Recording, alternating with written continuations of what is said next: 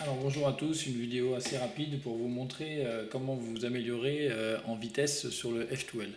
Et ce, qu'importe votre niveau, en sachant que le plus important n'étant pas de tout connaître au départ, hein, puisque on apprend au fur et à mesure, mais avec les connaissances que vous avez des F2L, si vous êtes à 1 minute 30 par exemple, pour vous améliorer sur cette partie des F2L, qui est une grosse partie, et pour descendre à moins d'une minute, ou si vous êtes à 45 secondes et que vous voulez atteindre les 30 secondes, cette partie est vraiment importante. Alors comment s'améliorer?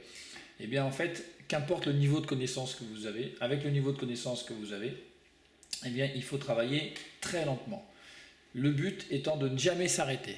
Alors je vous montre hein, sur un cube là, qui est un peu préparé, les autres ne le seront pas. La croix blanche est déjà faite, je viens de terminer la croix blanche. Et j'imagine que je vais faire tout les F2L, vous allez voir, sans jamais m'arrêter, même lentement. Là j'en fais une, ici derrière, mais je regarde ce qui peut se passer de l'autre côté. Voilà, je fais la deuxième, voilà, comme ceci. La troisième, je ne m'arrête jamais. Et la quatrième. Alors évidemment, là c'était hyper facile. On peut même continuer à s'entraîner à faire la partie suivante, puisque là c'est un cube préparé, donc ça paraît facile. Mais en fait, là ce sont des cubes mélangés, absolument pas préparés. L'idée c'est, lorsque vous terminez votre croix en fait, et que vous voulez enchaîner, et bien c'est de repérer votre première paire par exemple, d'accord, comme ceci, et de ne jamais s'arrêter en fait. Entraînez-vous pardon, très très très très lentement. Et l'idée c'est de ne jamais s'arrêter. Pardon. Donc si on ne doit pas s'arrêter, voilà, on fait les cubes vraiment lentement, lentement, et on cherche à ne jamais s'arrêter, quoi qu'il arrive. Pardon. Voilà, quel que soit votre niveau de cube, l'idée c'est de ne pas s'arrêter et donc de pouvoir augmenter cette vitesse au fur et à mesure. Je vous montre, par exemple, je termine ici ma croix, par exemple comme ceci. Donc, je repère la première paire qui m'intéresse, la première paire de F2L. Et une fois que j'ai fait ma première paire de F2L, pendant que je fais ma première paire de F2L, pardon, je vais faire dans le bon sens quand même, voilà, comme ceci, je regarde ce qui se passe et je ne m'arrête pas. Voilà, c'est ça le plus important, ne pas s'arrêter sur, ou en tout cas créer un minimum d'arrêt pendant que vous travaillez. Et ensuite, ben, évidemment, quand vous maîtrisez quelque chose, ça ne sert à rien d'aller très très vite au départ. Pour le maîtriser, il faut d'abord le faire avec lenteur. Et ensuite, vous pourrez bien évidemment accélérer une fois que vous maîtriserez cette recherche en fait. Mais en attendant, tant que ce n'est pas le cas, faites toutes les choses lentement.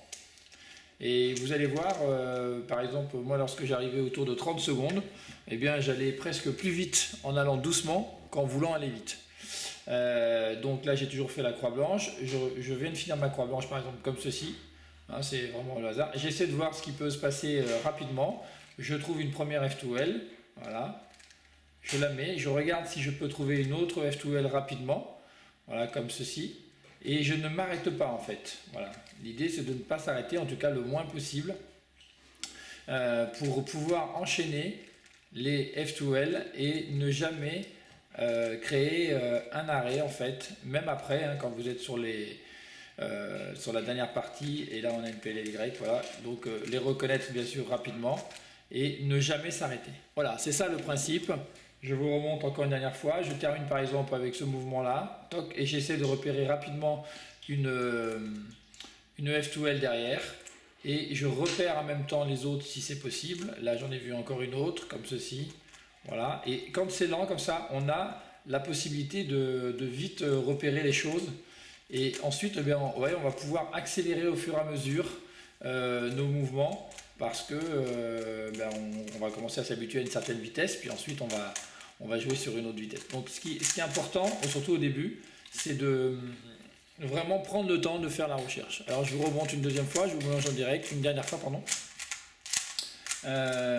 Donc l'idée c'est de travailler lentement. Voilà, travailler lentement, très lentement, de façon à ne jamais avoir d'arrêt en fait. Ne jamais avoir d'arrêt. Le seul arrêt qu'on peut avoir un petit peu, plus ou moins long évidemment, c'est pour trouver la première si on n'a pas réussi à la voir en faisant la fin de la croix.